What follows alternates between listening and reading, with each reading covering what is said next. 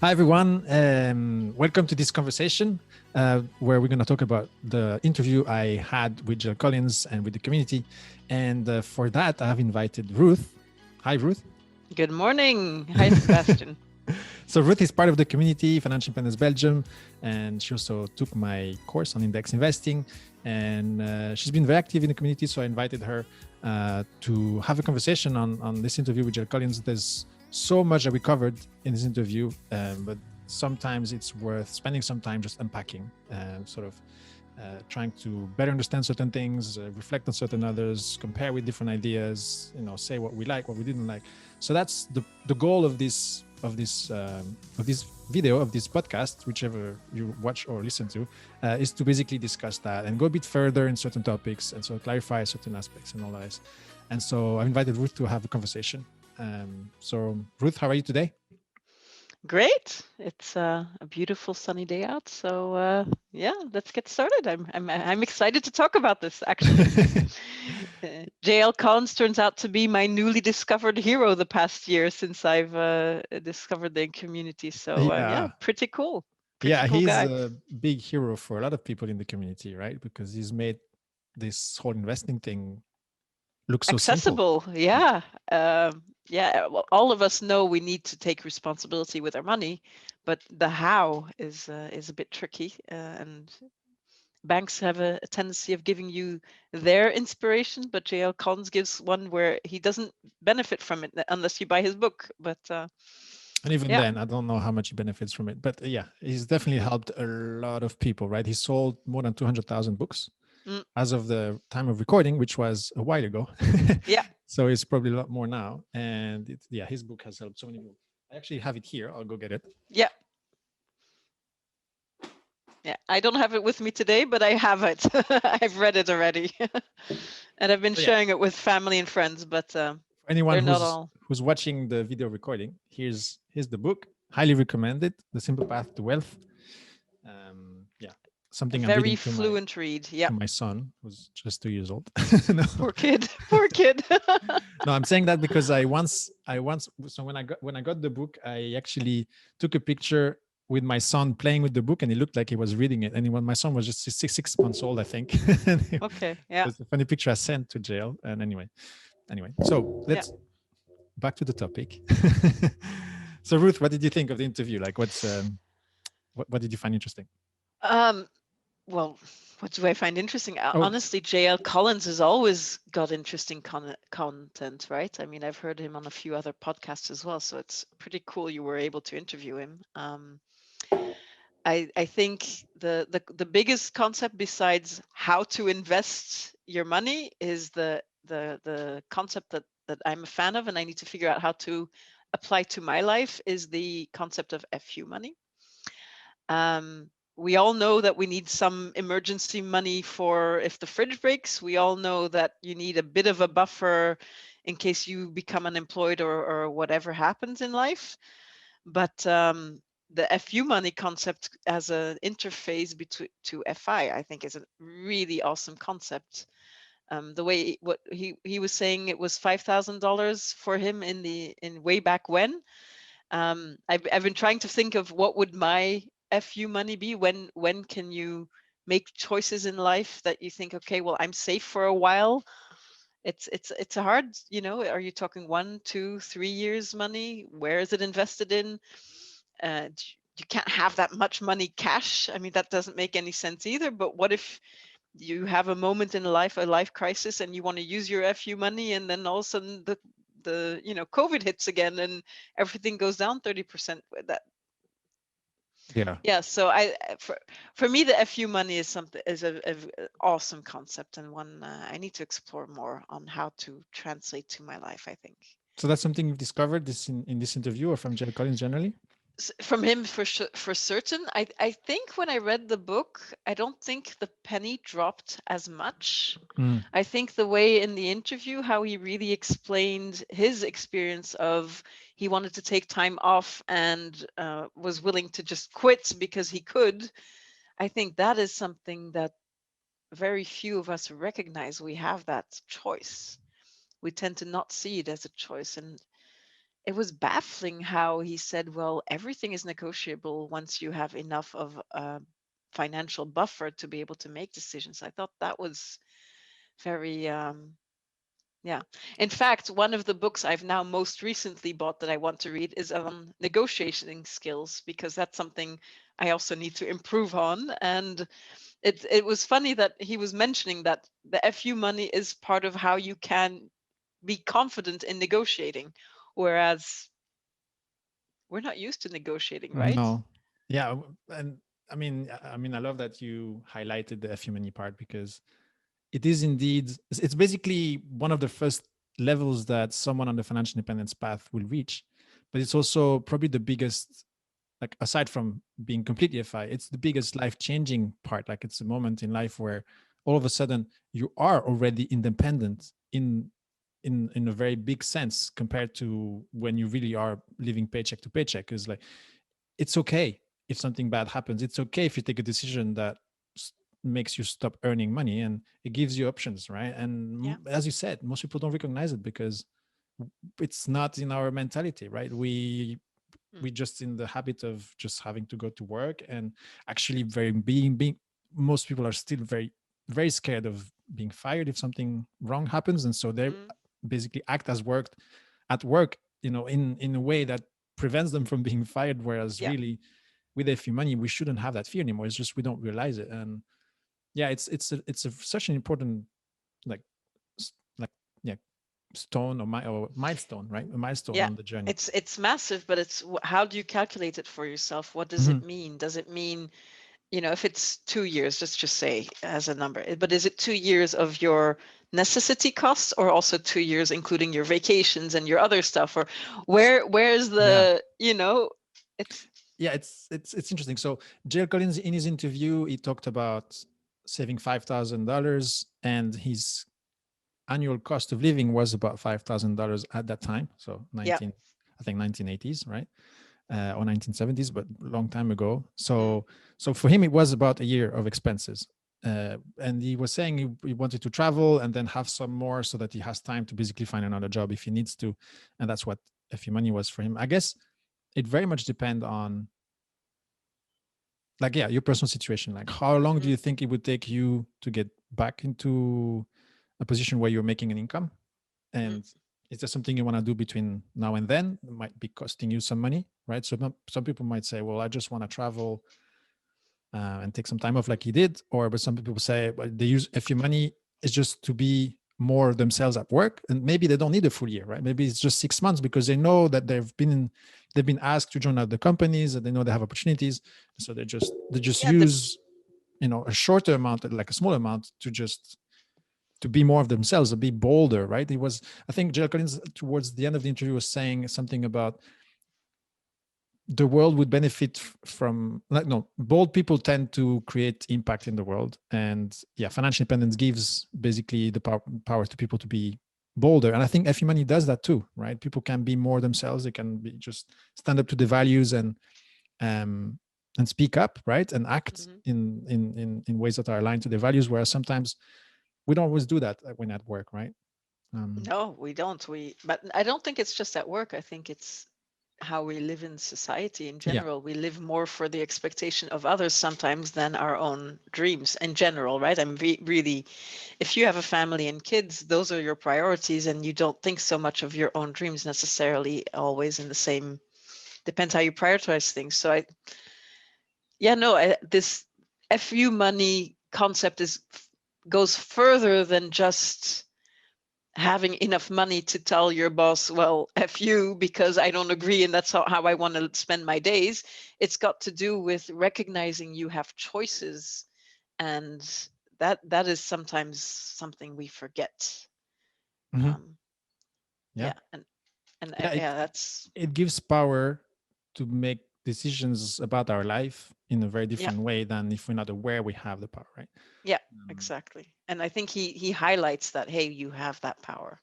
We all have the power of, well, most of us are blessed to have the power to save and build up on FU money. mhm. Yeah, I And it's think interesting you're that's, talking about this power, because he mentioned also said that with every, well, he said every dollars or every cent, every Mhm. euro that we save and invest, we basically are becoming a little more powerful, a little Yeah. bit more able to do the things that we want to do because we can or we want, not because we have to or some other Yeah. reason. Right? So every time that we do save a bit of money and invest, we basically like strengthen that position of power and Mm. ability to be bold in certain decisions and certain things that we do in life.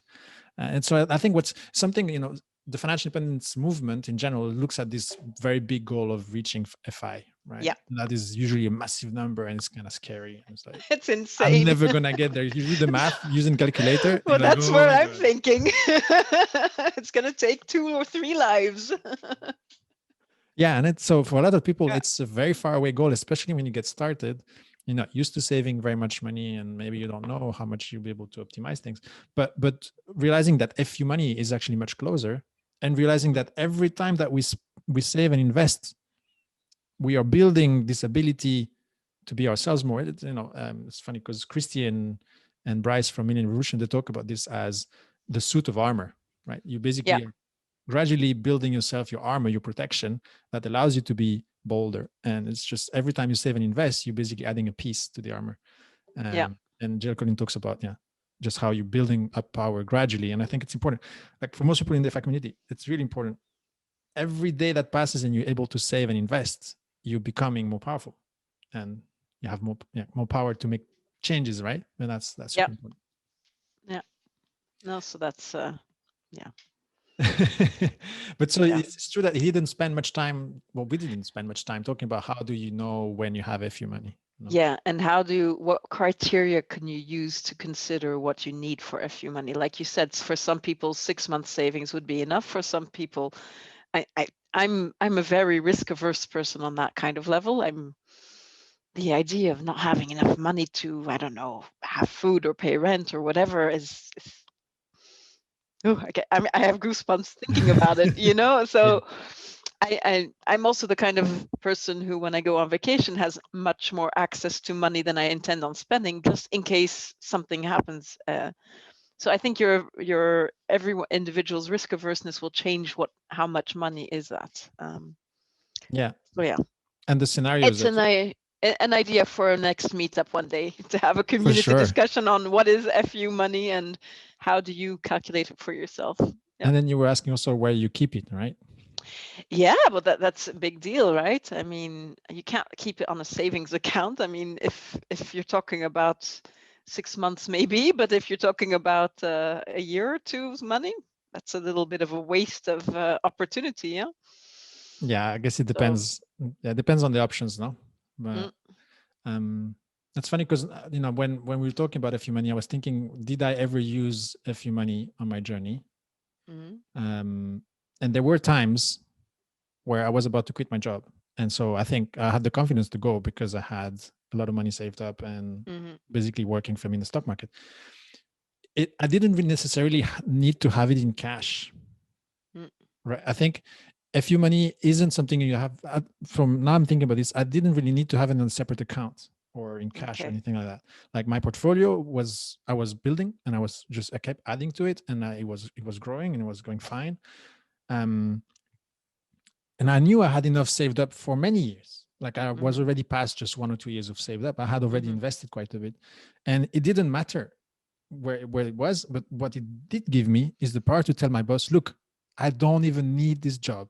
mhm. I don't have to be here. I don't have to put up with this. What's happening here." And Nonsense, yeah. it wasn't my boss. The problem was the whole client thing, the whole project thing was just madness. It Mm, was madness. Like, mm. like all my gray hair, it's all from that. Right? I can't um, see it, don't worry. I know I'm looking in the camera straight like this. No, but yeah, having that safety, I knew I wasn't at FI. I knew quitting my job would delay FI, right? Mm, But I knew that it was also I had the power, and I just said it. I said, mm, no, I can't. I don't have to take this. We need to make changes because if we don't, I don't have to be here. I don't have to mm. be here, and I have many options. I think FU money comes also when you have other options. Say, Yeah. all right, you know that other firms are looking at your CV and saying, hey, this guy is valuable, right? Yeah. I think there's part of that too. Yeah. And I guess from that perspective, what point of the economical cycle is in, whether you're in a recession or in a growth cycle, is also going to determine how much Makes a money big you need difference. to be FU Hmm. safe. Yeah, Yeah, I because mean, if if it was a market crash, I probably wouldn't, like, if it were in, yeah, I think I yeah, wouldn't have spoken the same way, right? But because I mm, was in such a good the position timing was financially, good. Yeah, yeah, very, very not bold, but I just could be myself, and mm-hmm, say what's right, without any yeah, fear of anything. And yeah, basically everything turned out right. Because they were like, okay, let's change everything. This guy's gonna go. We need him. So no. yeah. Well, so much Basically. the better, right? But Yeah, it worked yeah, really well. No. yeah. But it's Mm. important, right, to have that confidence to be able to speak up and properly say what you want to say, rather than be concerned on how it will be interpreted. Mm-hmm. And yeah, I guess I wish I knew it before, as you were Mm, saying. I didn't realize it earlier. I realized when it was really, really tough. yeah, And I just did it because I had almost, like, it was the truth. I was gonna go. yeah, yeah, yeah. So I was No, like, guys. Yeah, yeah, okay. So that's FU money. Are yeah. there other parts that you found interesting? Oh gosh, there are many things I All found right, interesting. let's go for it. It's almost annoying, because we could do another 2 hours just talking about his interview. No, I think I'm going to pick out something that maybe others don't see in the same way. So, Mhm. sharing a little bit of a private story, but in high school, we had to read the novel Pride and Prejudice. And in Pride and Prejudice, it's all about women having, love and pride getting in the way, and prejudices of the wealthy and the less wealthy. And the wealthy there are, and it surprised me when J.L. Collins referred to this. The wealthy there, they don't talk about how much do the wealthy have. They talk about what is their yearly income in these novels. And it had never occurred to me that there was a time where we spoke about rich or wealthy people in a different way than we do today. It had never occurred to me that true wealth was once upon a time normally expressed as how much is your yearly income. It's, for me, that was a very eye-opening fact on how society has evolved, and how today we talk about how much do you have, how many homes or cars or fancy handbags or whatever it is that people are talking about, or how much have you gone on holiday or whatever, but we don't talk about, well, how much do you have enough income to live off of? That's not a concept anymore, right? I Mm. For me, that was a little bit of a shocker, how in that sense we've gone backwards as society, because I think it's a much more sane way of talking about wealth than how much have you got. I mean, if you've got it, you have to sell it before you get the money, right? Interesting that you look at it in that way. Like, I would actually look at it the other way around. Ah, really? I mean, maybe I don't understand Oh, exactly what you're trying to say, but that's fine. Yeah. what I'm saying is, I feel like people compare it to each other depending on how much spending they're making, which is related to, usually, to the income. Like, Yeah. if you can afford a nice house and a nice car, you're probably wealthy, and that is basically based on how much they've spent, Yeah. right? Whereas it's not at all based on how much they have, in terms of, hey, I've saved up this much, and actually I might be close to a FI or already a FI, and that might be someone who lives very frugally. I mean, look at my car Mm, or my house. It's not mm, like I'm not showing off anything, but I feel wealthy compared to someone who has a very big car and expensive car. Sorry, big house and expensive cars, who still has to go to work and will work until he's 70 and might not have the chance to spend time with their kids. yeah. And for me, like, so basically I'm turning it around in the sense, Mm, but I think I understand what you're saying, in the sense that back in the days, it wasn't about how much is in the bank account. It was mm, about, can you afford the things you need to live, and mm, mm. is your farm or your land's going to yield, is it going to yield enough? How Yeah. much is that going to yield? Because that's what's valuable. I think Jill was talking about that, Yeah. because It was land about was land not and the bought income and it sold brings. like this all the time. We were not looking at the valuation of land Mm, as an indicator of anything. Nobody cared about how much was land worth. And so, mm, like, today we look at the stock market like, okay, things are going up and down, and it's tracked like by the second. And back then there was no such thing. So I'm not sure exactly what his point was exactly there, but I think it was part of a bit about that. Mm. But so Yeah, but I like that yearly income perspective rather than how much have you, because when we talk FI, we talk about have we saved enough, right? yeah. Or FU money, or it's about how much have you accumulated. But I kind of like the concept of how much will whatever you have accumulated give you on a yearly basis. I think that is a very, now I know the whole 4% rule and all the statistics and all that stuff, but I think it's refreshing to recognize that it's not a novel concept, that it always was how people looked at it, but it's in this community we've given it a different twist and expressed it in a 4% rule, for example, of hey, if depending on your mathematics and your numbers, you can spend so much every year and you will not lose in your accumulated wealth. No, I see now. I understand what you mean. Yeah, Yeah. it's true that what matters in the end is, are we able to sustain our cost, like our lifestyle the way it is, and can our assets basically generate enough to pay for that? Exactly. Yeah. That is exactly the way it was back then, right? Yeah. And we That's what didn't care. wealth was. This is now we're coming back to the point. We didn't care what was the value of the land itself. We cared how much it would yield. So we don't really care how big the portfolio is. Is can we sustain our lifestyle on that portfolio? That is what matters. Yeah. Yeah. All right. I think we've managed to connect to understand each other. Yeah. Awesome. No, I think thought that was really impressive. Yeah, it took some. Yeah. It's true, that's something that we don't really think of very much, but yeah. Okay. So No. thanks for bringing that up. Yeah. Yeah. And I guess the main message Jay Collins shares with us is about get rid of your debt, spend less than you earn, and invest, right? And there are plenty of other people who also share that message out there, but I think it's one that the get out of debt, everyone knows this. You know, it's common sense. Not everyone adheres to it. And I think also in Europe now you're seeing more and more supermarket credit cards and other down payments on household appliances, which shouldn't be, TVs being paid in monthly installments and things like that. So it's not everyone has the insight of don't avoid debt, I'll put it that way. But I think once you're busy with money, to avoid debt, that to accumulate, you need to spend less than you're earning. It's common sense. And either you learn to earn more, or you learn to spend less, or you combine both, whatever the option. But the investment part, that's the hard part, right? Everywhere where you ask for help, you end up asking professionals who have to earn off of your whatever you decide. So they're biased.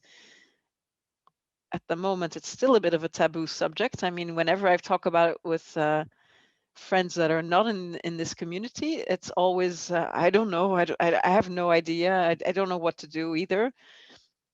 I've always fallen on empty ears or no advice, or or people scared of sharing what they're doing because they don't want you to follow it, because if it messes up, they don't want the responsibility. That also happens. And yeah, I find that I'm very glad he wrote that book, and I'm very glad that created the FIRE community in general. I'm not sure what order things went, and I'm glad that the Belgian community is there, so I've discovered it, because I really feel like for the first time as an adult in the past year since I've discovered all of this, I'm financially responsible. I don't just have too much money on a savings account, and I feel like good. Yeah, I feel good about that. Okay, there are going to be times I'm going to lose money. It's going to go down. But I feel that part of his message is so important and gives you so much, clear conscience, I guess, on the financial responsibility. Yeah, and it's all in this one book, right? So it's insane, huh? Yeah. It's just we just need everyone to read the book, and it just liberates a lot of things in people's lives. Yeah, absolutely. And it's a big difference. Just the concept of also that there are ways to invest that the costs are so low. I had no idea. I thought those standard couple of percents that banks take, that was always the case, no matter where or how or what. So I thought that was a pretty cool insight. I mean, yeah. Mhm. Yeah, At and the we've end of done the the math, day, right? yeah. I mean, and the math says, right, the private managed funds, they don't, on average, they don't do better than the market. So why wouldn't you just, as a regular person, go for the average of the market? That's good enough. Yeah. Yeah. And look, yeah, so this knowledge is simple, and the fact that it's in the book makes it really easy to digest and to follow.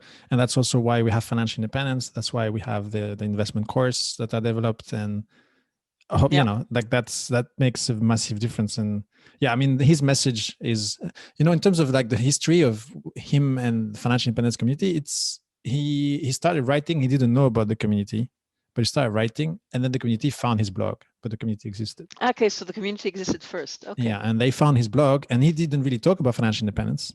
He talked about investing, and then Yeah. his, because of community was there, he was, I think he got started on that. um but he started mostly on the investment side because that's what he's done his entire life, no? um and yeah, and it's clearly one of the main topics of the financial independence Belgium community too, because Yeah. it's such an important tool. And as you said, we know we need to avoid bad debt, and then we know we need to save, so spend less than we earn, and then we know we need to invest, we just don't know how. And the other options seems either really hard, complicated, or risky, or they take Yeah. so much time, or yeah, there's always something that seems like really hard to handle. Whereas index investing is actually, well, you learn it, right? You just need to read a few books or spend a few weeks learning it, and then just do it, right? And that's Yeah. it. Once it's in place, if you do it right with the, you know, personal investment plan, like if you do it right, it really can be done in a few weeks, and then you're set for a long time. And as you said, it's like finally financially responsible. I think it takes a load off our shoulders, like this, Yes. how I have to do something with this, I just don't know how to do it smartly. And then when I don't know how you feel about this, but I feel sometimes I feel I'm cheating because I know something that most people don't, and it makes my life like it completely changed my life, like the way I live today. It's 100% thanks to Jack Bogle and his teachings that, you know, JL Collins keeps reflecting and sharing, and that now we do as well as private community. Um, it's almost like cheating because, But it's not cheating because you're sharing the message. no, of course, yeah, If you keep it to yourself, it would a little bit. which some people in the community are saying, no, can we stop just sharing this stuff because I just want to Really? enjoy. Some Okay. people are Yeah. like that. But no, it's super powerful. It's just life changing, and it's simple. Anyway, I don't know why we're talking about this general stuff Well, about index investing. It's super yeah, important. yeah, it is. Yeah. Yeah. So, what was your favorite part of the interview? I think I like his story about how he started as a stock picker. Mm.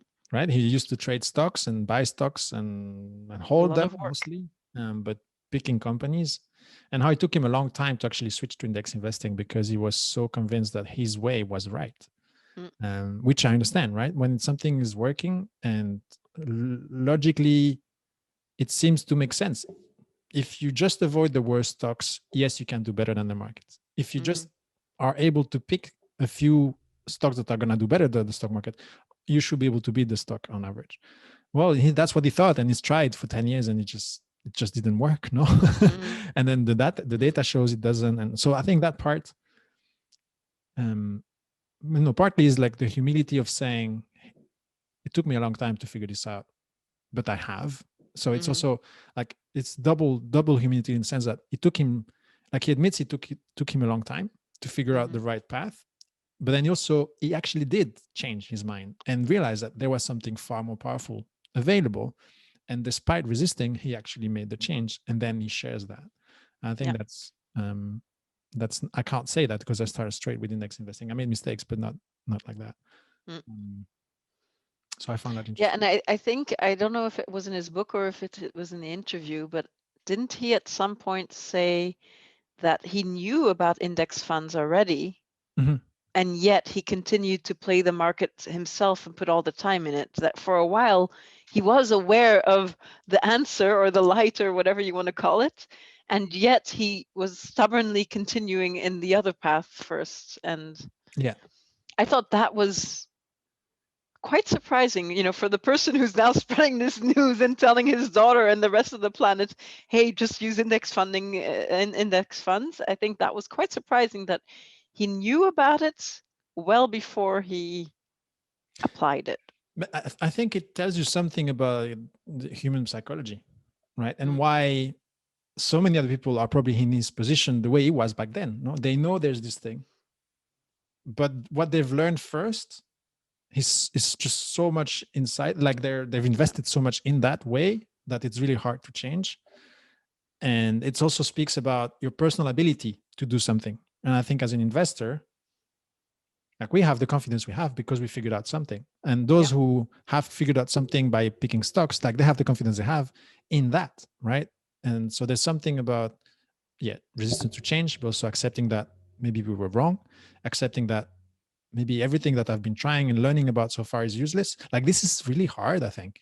And I think it's also something that's, in this case maybe not, but generally there's something that comes with age. You become confident in your way of living, and it's like I've done it like that my entire life, and I'm not wrong. Just don't tell me I'm wrong. I think there's something like that maybe with older people, but in his case, it's like I think investing in his way of investing and having it work. Now he's saying, look, you can achieve financial independence picking stocks. It's completely possible. And actually he says, I've done it, right? Because he was FI before he realized he was FI, or before, done it mostly through stock picking. It just says then it just takes far more work and time, and it costs a lot more to do it that way, but it's possible. And so when it's working, and yes, there's another alternative, but it looks like you don't have to do any work. It's kind of, maybe it's too good to be true, or like, no, it's what you have and it's working. It's hard to let it go, right? I think there's that. It's the same with real estate investors, or or vice versa. Like I'm an index investor. Why would I go and start learning about real estate when maybe there's potential of doing more if I do so much more work and put so much more time and work and money in it? Then I might be able to make 1-2% more than what I do. But I'm already investing in this. It's hard to change. And I think it's the other way around. In real estate investors, they're already so good at what they're doing. They can learn index investing quickly and diversify, but it's not like they're going to say, well, clearly index investing is better, I'm going to just drop everything and go there. Some people do that, but it's when they're fed up with taking care of the maintenance and all the work and all this, like they've had all sorts of issues. Then they get like, I'm getting rid of everything, moving everything into ETFs, which, there's quite a few people doing that, but anyway, I think there's something about being invested in your strategy for a while. And being open to changing your strategy. That is the humility. I've actually been wondering on the other direction on, do you want to go into real estate or not to diversify, right? Because an ETF, yes, it is diversified, but it's still within a certain, I'm not sure how to formulate this, but it's, in the financial markets, for example. And I have been wondering on, I think there was a question recently in the Facebook group about, hey, are you considering real estate as part of your FI plan? And there's so many things to think about, right? But it's I know what I have already in my private situation, and the question is this what I want to keep, or do I want to change things for the future, for my long-term planning? It's a little it's daunting how many aspects come with FI. Yes, you could do it with purely ETF, the way JL Collins says. I mean, did he say he was 80% in stocks and 20% in bond ETFs, and essentially just two, and that's all he does, and he doesn't look at it, and But he owns his own home too, and he probably he might have some other properties, but but it makes you wonder, right? It makes you wonder how much, because it's less of a headache. The less you have, the less different types of things you have, the less of a headache, the less things you have to pay attention to. Whereas on the other hand, if you only have only have the your indexes, stock and bond, at a certain point, if something happens there at a wrong timing in your life, that could give you a few sleepless nights as well. I mean, there's going to be downs, they are coming, but the timing of what phase in your life they come is going to make a huge difference in things. And then you wonder, is it better than to diversify in other things as well? I don't know. I think it's very much of a personal preference question.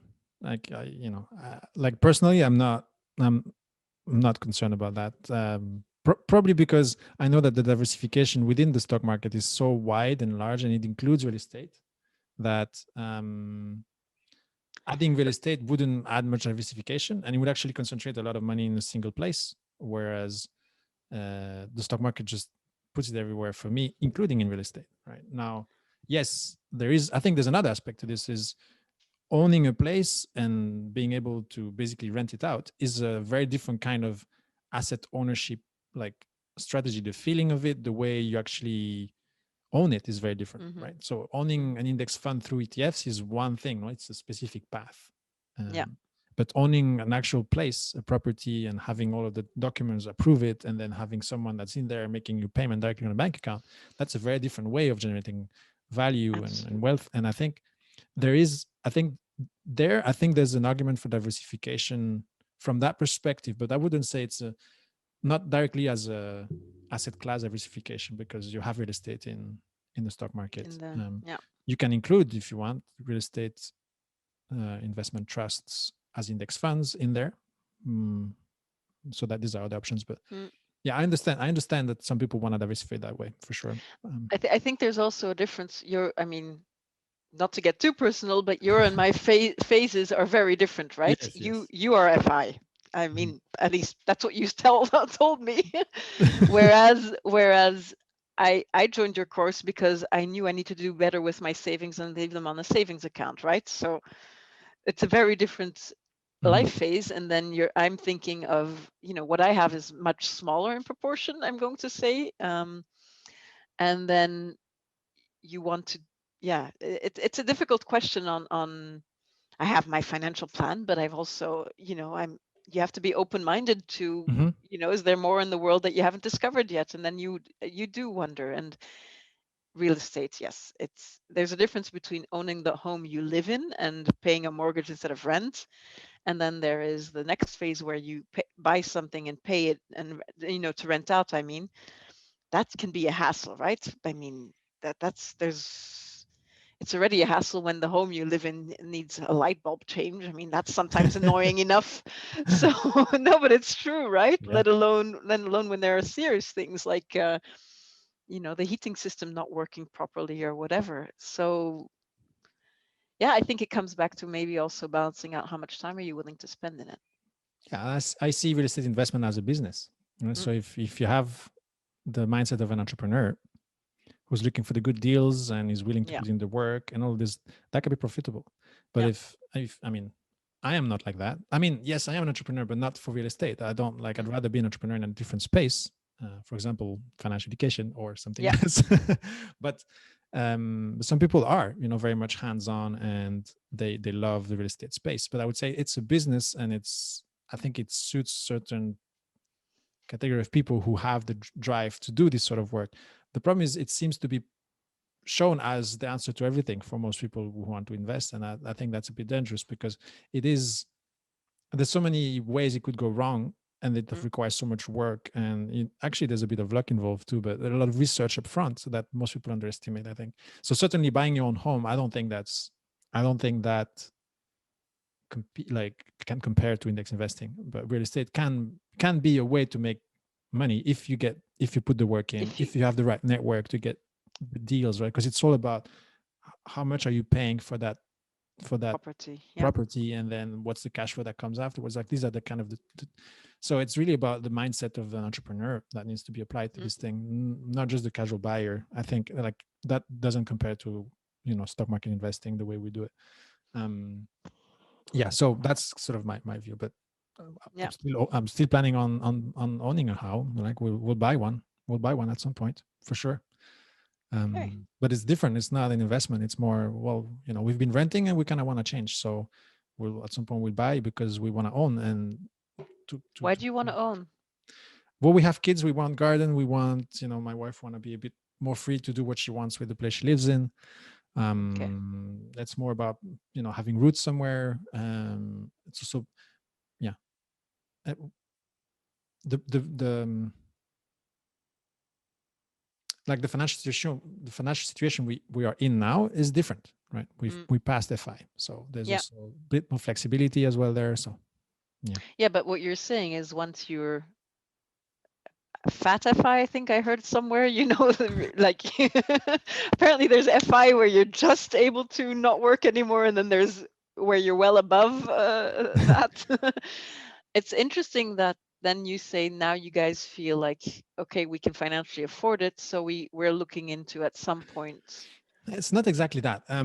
So financial. So I'll give you a bit of an explanation of how I see it. So financial independence is basically planning on, can I survive the worst case scenario? Well, that's the 4% rule of thumb, or whatever variation you decide to use, 3.5 or something. You say, well, historically this was in the worst case scenario, 3.5% lasts a very long time. So I'm gonna plan for that. But the reality is that's the worst case scenario happening exactly at the worst time in your life is very unlikely. What's more likely to happen is something more normal, where actually the market do better than what you were expecting, which means that yes, you tend to have more than you need over, like, as time passes within financial independence. Once you've passed FI, then your portfolio tend to do better than what you had planned for, because you had planned for the worst, which means that there are at some point there are extra funds. The longer you wait, the more you have, right? Now you can decide to do whatever, you can decide how you use it, right? And part of it could be donated, and you can buy a home if you want. There's different ways of spending that, using that, or you keep it, right, and just keeping growing your wealth, and that's that's people's choice. For me, part of it is going to be for charity, and then I think we wanna own a place too, so it's might go in there as well. So it's not like we are like we're not yeah No, but once you're able to, you have a certain hunger, if I can say it like that, for making a place fully your own rather than renting and knowing. So to me like, financial independence is about pursuing what brings you value, no? And for a long time, to me, value was in flexibility, being able to move for the jobs that I need, being able to move because, with my wife, we wanted to change places, or move because we have one kid and then two kids, or, being the flexibility brought me a lot of value. And I think at some point, there's also value in owning a place for the family to call home, simply. Yeah. With certain aspects, not just not having a landlord or some other things. And I think that there's value there. And basically, it's just a matter of, like, money is there to bring you the value you need. And if that's what you need, then that's the right thing to do. And that could be after FI, it could be way before. Like, I completely respect people who say, well, I need that in my life. And so so value is what matters, right? Like, does it bring you value? Then yes, go for it. Right? Is it really important for you? Like, yes, go for it. And so, for us, like, my wife has made it very clear, she wants that. And so we it's like, we're gonna make it happen. And if the market crash, well, we're still gonna make it happen, because it's not just about, like, it's not just about the money. It's also about the value it brings us, and are we willing to put in what it needs to make it happen? And the answer is yes, we want to make it happen. At a certain point, and let me see how I wrote this down. At a certain point, J.L. Collins said, every market crash always feels as though this time is different. Yeah. So, having been a recent investor, I mean, I haven't experienced a market crash, right? I have an accountability group with some of the financial guys from the course, in the hopes that when there is a crash, whether it's next year, in 7 years, whenever, that I will have a group to help talk about, no, we're going to stay the course and not change our strategy or what have you. You've been FI for a while, so you've had a few crashes. No? Well, you had the Corona one. There's just been that one, because the rest was, I mean, there were times where it went down 10% or something, or 15, but even, I mean, in the beginning, when it's not so much money, 15% feels, I mean, right now I don't want to go down 15%, right? How did you digest that? Because how did you even know? I'm going to have to be very honest, because the idea is not to look too often, right? No, but I mean, there's always the news. There's people talking about it. You're part of groups where people are going to say, "Oh, we're not supposed to," but I saw it went down. So everybody knows. You can't. You will know, right? Even if you never look at your own portfolio. How did you do it psychologically for yourself? Because J.L. Collins essentially said, well, has trust in the rhythm, right? That's is what he's saying. It's just, yeah, being educated, being part of the community, being sort of knowing that this is going to happen helps for sure. Mm, Yes, you look at the very first few times, you look at it and like, oh my God. But then you need to think both ways. There's okay, what's happening now? What does that mean? Right. Most of the time as well, I'm planning on buying, so it's actually a good thing because I'm gonna buy cheaper, and I'm investing for the very long time. I actually don't need the money right now, and it doesn't matter what happens in the next 20 years because I need the money in 30 years. That's mm, another way of looking at it. Actually, I would rather have the whole thing go down now for the next 20 and then shoot back up just before mm, I need the money, because that's exactly what I would like to happen. That's how I would benefit from it the most. So I think the key is long-term view, and for me that was very clear. Like I had a mm, very very clear long-term view on the entire portfolio.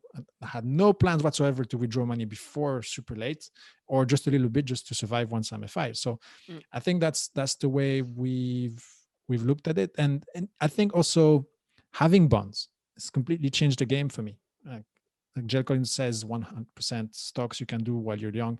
I think it's risky to give that advice to just generally, right? It might mm, work for some people, but I would say mm, not 100.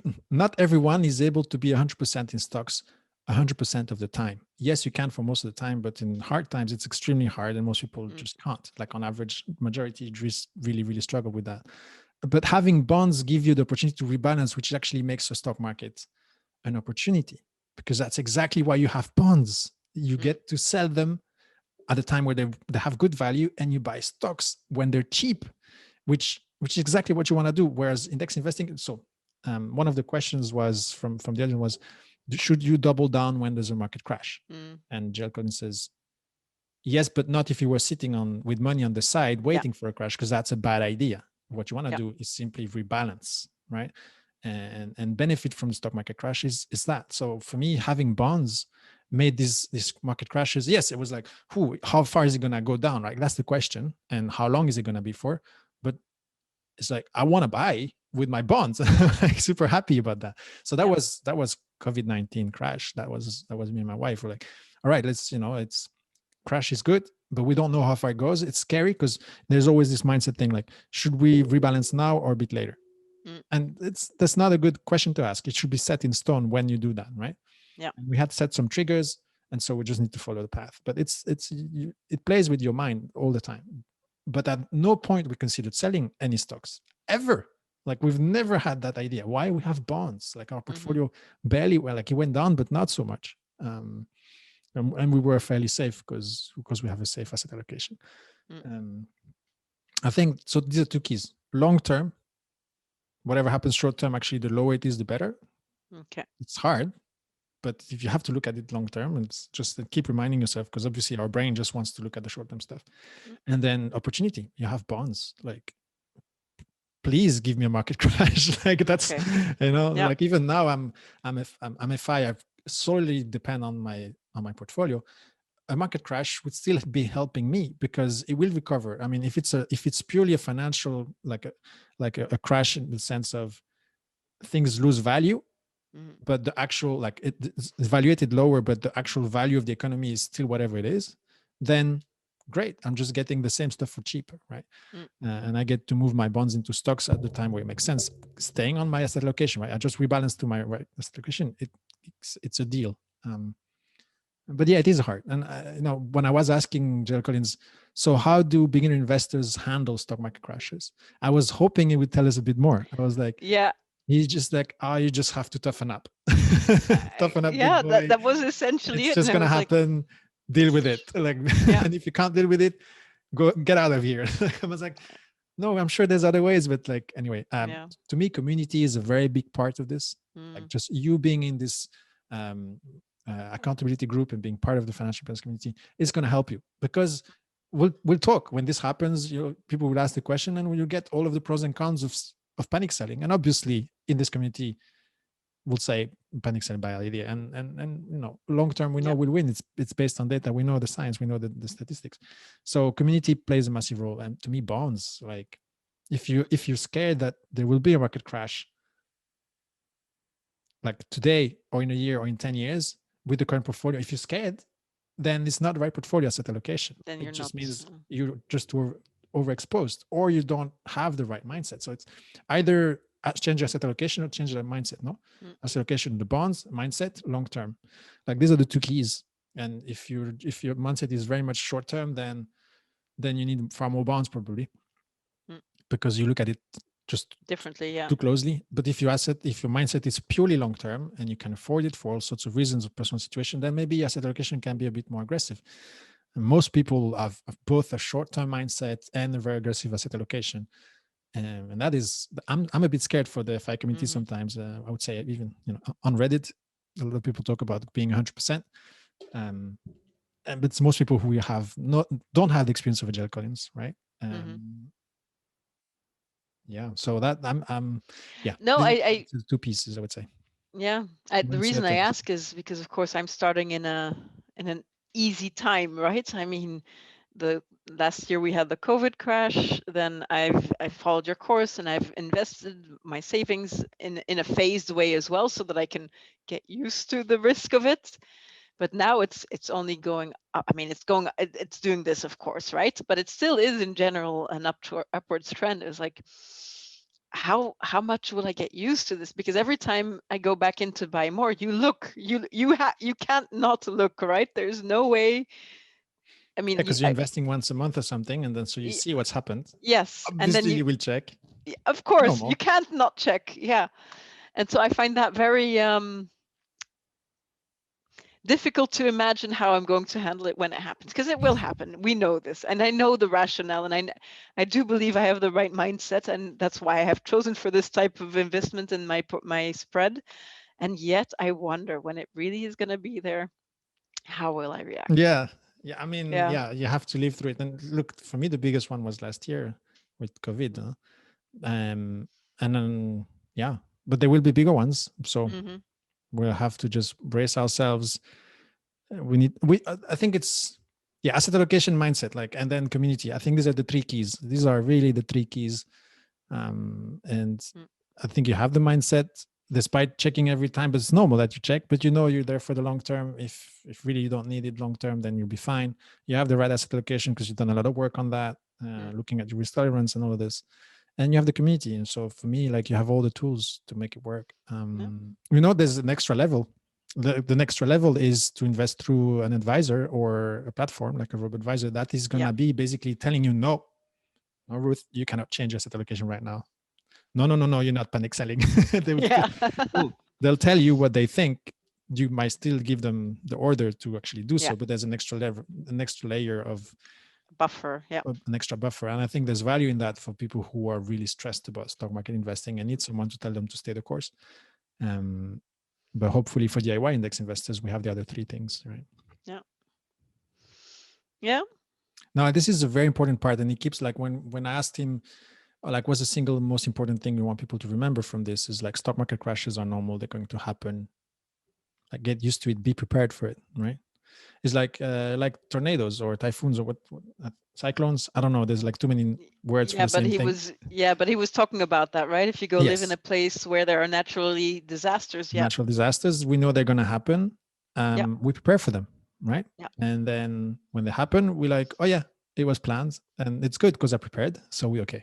And that's asset allocation. Now, that's something that I talk about in the communities. Some people want to change asset allocation when the stock markets are crashing.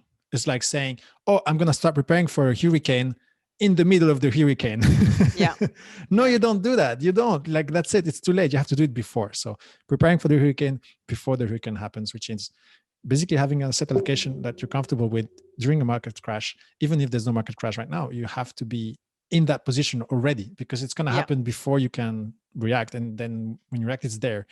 It's not like a hurricane that gives you 3, 4, 5 days in advance and everyone starts fixing everything pretty quickly.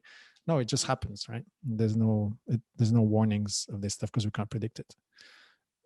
But so I think the analogy of the hurricane is nice, because the same way we have to prepare in advance for hurricane is the same we have to prepare our portfolio in advance of market crashes, not during the market crash. It's too late. Anyway, another piece, another nice comment on that. Now, I think his message is super important, and so I love that. Absolutely. Actually, I gave his book to a family member and said, those chapters are maybe a bit too American. Maybe you can skip those, but that you need to read and that you need to read. And yeah, he hasn't read it yet. I find that annoying how you've got something interesting. They've heard me talk about it, and yet they are not taking the steps to even just gathering information when it's handed to them literally. I mean, I physically gave the book, right? How have you, because J.R. Collins was also had the same problem, right? His daughter didn't want to hear it when he wanted to share it with her. Friends and family weren't looking at his blog. Have you been able to reach friends and family? And if so, how do you think you succeeded? It's time. Like in my family, everyone is investing now using this approach. No, but I started speaking to them about this 8-9 years ago, and then gradually they've started as they've been exposed to it more. I think it's just that they need more exposure. They need multiple touch points. So they need to get the book, and then you'll tell them about something else. Then they'll hear something in the news, and then they'll be like, "Huh, I think Ruth gave me that book. It must be somewhere. Well, let me see if I can find it."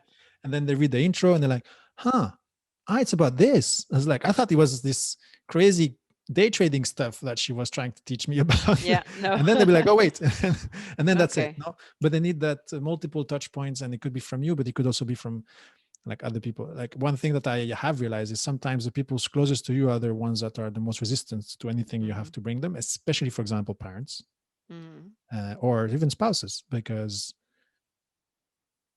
I don't know, it's like they need an authority, external authority, to tell them something, and for them to actually acknowledge it. You might have something to contribute. Yeah, no, so, like not like not only for financial stuff, no, but other aspects of life too.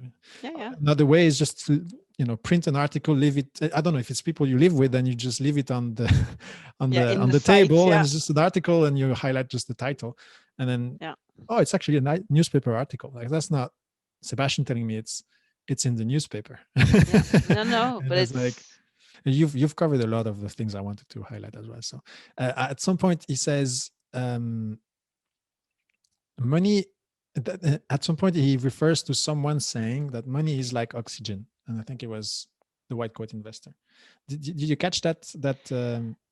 I didn't catch that, but I think it's a parallel, and now I'm going to mess up my authors and books and stuff, but there was this book, a yellow cover. Oh gosh, I'm completely gonna mess this up, but where it was about your life energy. How about your money is your life energy? Your money and your life, yes. Exactly. That's and I feel it's exactly, yes. Awesome book.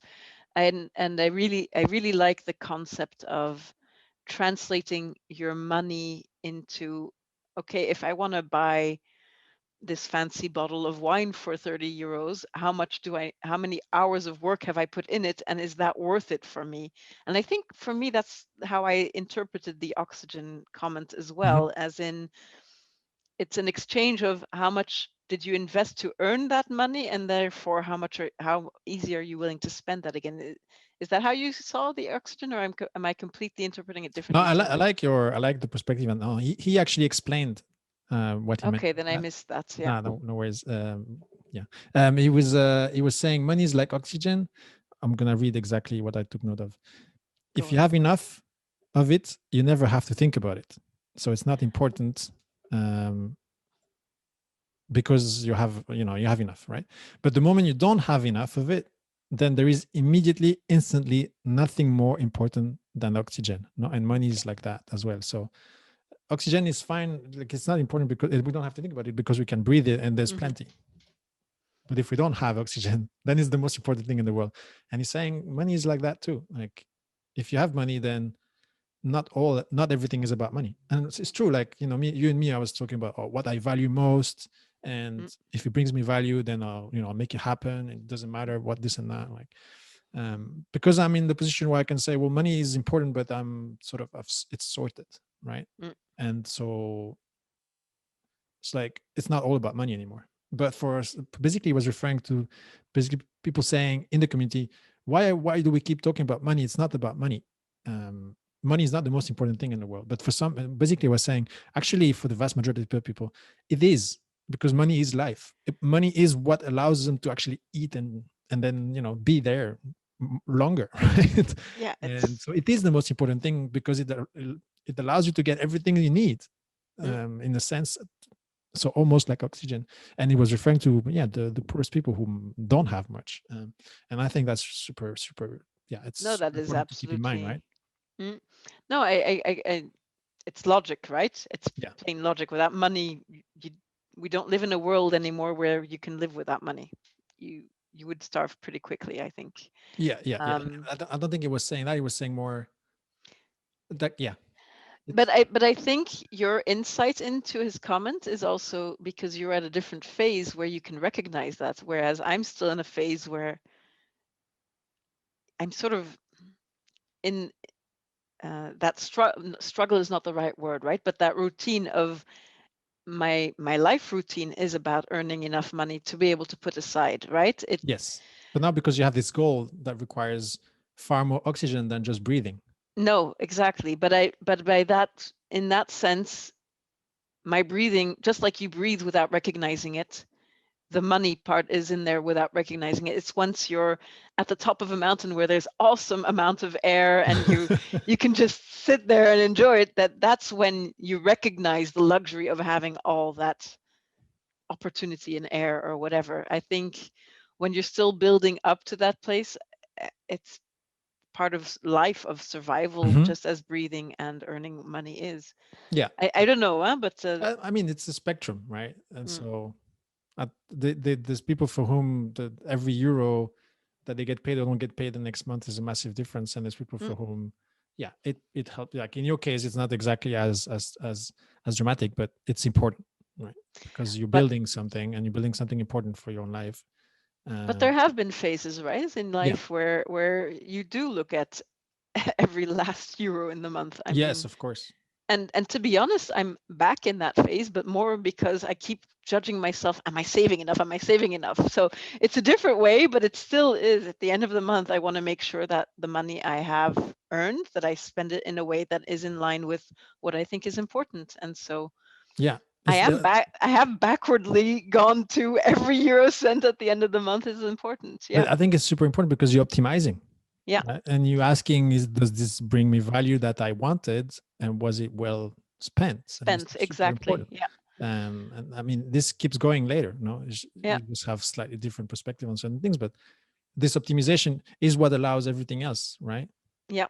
Because yes, every euro, will double every 10 years, and this is gonna be it's what's gonna allow you to do everything. So Yeah. like beyond whatever, right? Anyway, FI. Yeah. No, it's yeah. So it's super important, every piece of it, of course. Yeah.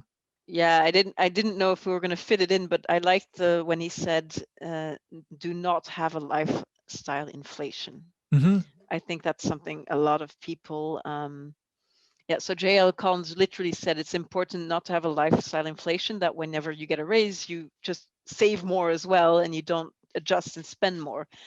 And it struck a chord with me because I know the last two raises that I received, both bosses were saying, "Oh, you can spend more money on whatever hobbies they knew I was into at that moment." And I was just like, "Oh my gosh, that's how society is brainwashed." I already had the thought at that time, right? It never occurred to me that this is a universal thing, but really, my last two pay raises, I know exactly what they said. "Oh, now you can spend that on that," and I was just like, "Why would I waste it on like?" Yeah, it's the mindset. No, there's something about the way we look at money now that we know what we know. Yeah, You, yeah, you have, like, money to you is worth freedom and time. To them, it's worth something to spend on, but it's not. They're not spending on freedom. exactly. Yeah, So yeah. you could have responded by saying, "Oh no, this only allows me to retire from this place faster." But that is what I have. It's what I said the last time. Oh, The yeah, last time you I said did. it just means I'm going to retire earlier, and they kind of went. No, you said that. I did. That's amazing. I didn't say retire earlier. I said it's just going to my retirement because I don't, you know. Yeah, yeah, okay, yeah, all right. That they will understand. Although they'll be like, Yeah. No, they still thought I was weird. They oh still didn't yeah, understand I wasn't going to consume it. No, I really did. Yeah. yeah. There's something about the It's mindset for sure. yeah. It's funny. It reminds me of how, like, I used to get pay raises towards the end of my career, Hmm. and they were doing that to keep me in. Yeah. Because as I was saying, no, there was interest, but it's like, oh, keep Sebastien, give him more Yeah. money. I was like, thanks. That only makes me leave faster. Yes. It's just Yes. so Yeah. weird. It It's a is so weird. Like, I'll just contradictory be gone thing. Yeah. faster. The more you give me, the faster I go. Yeah. I never said that. No, but I didn't say. I mean, No, of very course you didn't honestly. say that. No, I understand. I mean, when you post this and when you edit all of this, I will be working for a very long time. But Yes, the yes. type of work you will be doing can change, right? Yes, And yes. It gives you that flexibility exactly. Yeah. and power and freedom. Yeah, in different Yeah, ways. but I think also past FI world, I believe that the moment you stop working, you lose a certain connection to society. So I will always be a contributing, whether it's volunteer work or whatever. I plan to always be active somehow. Yeah. So I find that very a very important aspect for me to have enough aside so you can keep doing things that are interesting. Yeah, for sure. No, I'm completely with you on that. Yeah. So yeah, but yes, some people just spend it. It baffles me. So Yeah. I mean, yeah. Well, you know what? We're doing the work we can to help people sort of figure out Educate ways them. Yeah. to build life that they value. And maybe for some of them it's spending, and that's that's personal choice. But some people just don't realize that they can do what we do here. So Yeah. It's about maybe they change their recognizing mind when it. they know. We'll see. Yeah. Absolutely. Cool, Ruth. This was awesome. Thank you so much. This was an experiment. It's the first time we do this. I think it went really well. Thank you so much for your comments and your jokes and your ideas and just this really cool conversation. I enjoyed it as well, to be honest. It's a topic I can talk a lot about. So all right, that's good. Ruth, thanks a lot. We'll see you in the community and maybe in future videos. Appreciate it. If you have a final message for people who are listening. If you're hesitating, don't, just give it a try. Invest your first €1,000 and see what happens. Awesome. Love it. Thank you so much, Ruth. Thanks, everyone. Take care and see you next time. Cheers. Bye.